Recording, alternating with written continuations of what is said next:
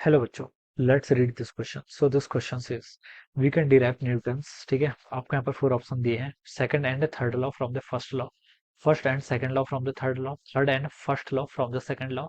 All three laws are independent of each other. Alright, तो चलिए बच्चों इस क्वेश्चन को स्टार्ट करते हैं। तो देखिए बच्चों, इस क्वेश्चन का की कॉन्सेप्ट आप क्या लिख लीजिए। न्यूटन्स लॉ पर बेस्ड क्वेश्चन है। ठीक है, तो हम इस क्वेश्चन का की कॉन्सेप्ट क्या लिख सकते हैं, आपका Newton's laws, Newton's laws of motion. ठीक है, Newton's laws of motion, this will be the key concept of this question.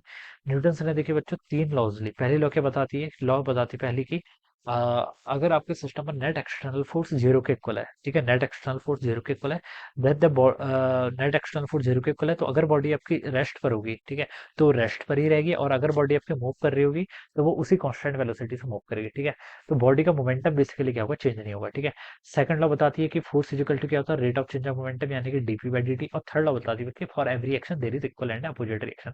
अब बच्चों देखिए, पहले मैं सेकंड लॉ को बताता हूँ। सेकंड लॉ ने क्या बोला, सेकंड लॉ बेसिकली फोर्स की डेफिनेशन बताती है। फोर्स क्या होता है आपका, rate of change of momentum के इक्वल होता है, डीपी बाई डी टी के इक्वल होता है। ठीक है, अब बच्चों देखिए, मान लीजिए कोई बॉडी है, ये आपकी कोई बॉडी है ए। ठीक है, ये कोई बॉडी है। ठीक है, अगर बॉडी पर देखिए आपका कोई फोर्स ही नहीं लग रहा है, अगर इस बॉडी पर देखिए, अगर कोई बॉडी, देखिए न्यूटन्स की फर्स्ट लॉ बताती है कि अगर कोई बॉडी आपकी रेस्ट पर है, ठीक है, तो वो it always will remains at rest, ये रेस्ट पर ही रहेगी। ठीक है, रेस्ट पर है तो रेस्ट पर ही रहना चाहिए। कब तक, unless some external force is not acting. अगर इस पर एफ एक्सटर्नल जीरो के इक्वल है तो ये आखिर रेस्ट पर है, तो रेस्ट पर रहेगी।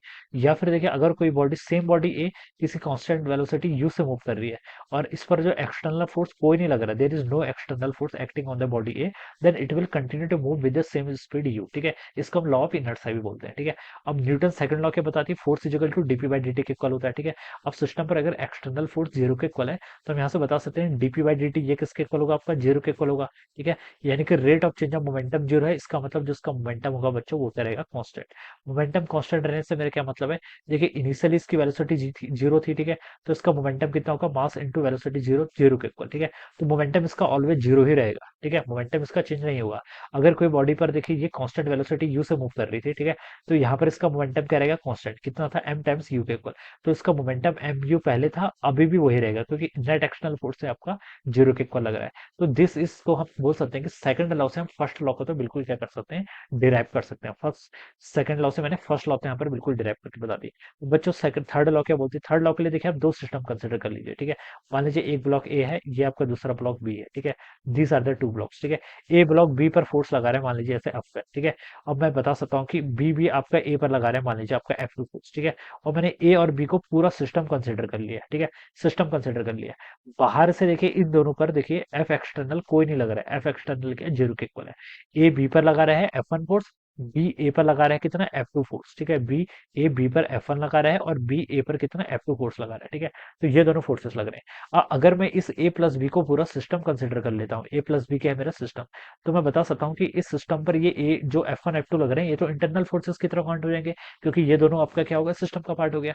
अगर ये दोनों इंटरनल फोर्सेस की तरह काउंट होंगे तो मैं बता सकता हूँ कि इस पर नेट एक्सटर्नल फोर्स कितना हो जाएगा, जीरो के इक्वल। बाहर से कोई फोर्स नहीं लग रहा है। ठीक है, अगर बाहर से कोई फोर्स नहीं लग रहा है, ठीक है, अब देखिए ए ने बी पर फोर्स लगाया था कितना, एफ वन, और इस फोर्स को मैं न्यूटन सेकंड लॉ से क्या लिख सकता हूँ, d p one by d two के इक्वल। ठीक है, d p one by d two, rate of change of ये लग रहा है। ठीक है, इसे मैं क्या लिख सकता हूँ, rate of change of momentum B लिख सकता हूँ। ठीक है, ऐसे लिख लेता हूँ। ठीक है, एफ टू फोर्स कितने लगा है, एफ टू फोर्स बी ने लगा है ए पर, ये किसके इक्वल होगा, rate of change of momentum of A by d T, ये हो जाएगा। ठीक है, अब ये देखिए आपका सिस्टम पर एक्सटर्नल फोर्स कोई नहीं लग रहा है, ये एफ वन और एफ टू के यहाँ पे इंटरनल फोर्सेस, तो मैं लिख सकता हूँ F one plus F two, ये किसके इक्वल होगा, जीरो के इक्वल होगा। ठीक है, तो यहाँ पर से ये देखिए कितना आ जाएगा आपका, d p B by d t. ठीक है, ये rate of change of momentum of B plus rate of change of momentum of A, force के कारण क्या होता है, rate of change of momentum. ये किसके इक्वल आना चाहिए, जीरो के इक्वल आना चाहिए, ये किसके इक्वल आना चाहिए, जीरो के इक्वल। तो मैं यहाँ से लिख सकता हूँ एफ वन किसके इक्वल होगा, आपका माइनस एफ टू के इक्वल हो जाएगा। ठीक है, तो यही बच्चों आपकी एक्शन रिएक्शन फोर्स बताता है। ठीक है, अगर कोई बॉडी पर देखिए एक्शन रिएक्शन फोर्स क्या बताता है, अगर हम देखें बी पर फोर्स लगा रहे हैं एफ वन, तो बी भी एफ ए पर फोर्स लगेगी, कितना, सेम फोर्स लगेगी। ठीक है, एफ वन और एफ टू का मैग्नीट्यूड सेम होगा, and these forces are acting on the different bodies, इन दोनों फोर्सेस का नेचर सेम होगा, बट ये डिफरेंट बॉडीज पर एक्ट करेंगे। ठीक है, मैग्नीट्यूड भी सेम होगा और बस डायरेक्शन अपोजिट होगी, तो माइनस साइन के बता रहे हैं इसकी डायरेक्शन अपोजिट होगी, और F1 और F2 का मैग्नीट्यूड इक्वल होगा। तो this is the third law of Newton law, for every action there is equal and opposite reaction. तो देखिए सेकंड लॉ से हमने फर्स्ट लॉ भी डिराइव कर ली और आपकी थर्ड लॉ भी यहाँ पर क्या कर ली, ऐसे डिराइव करके बता दी, ठीक है।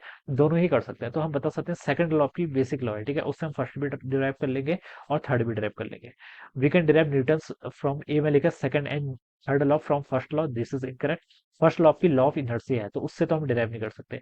बी पे लिखा first and second law from the third law, this is also incorrect. C पे लिखा third and first law from second law, ये बिल्कुल करेक्ट है।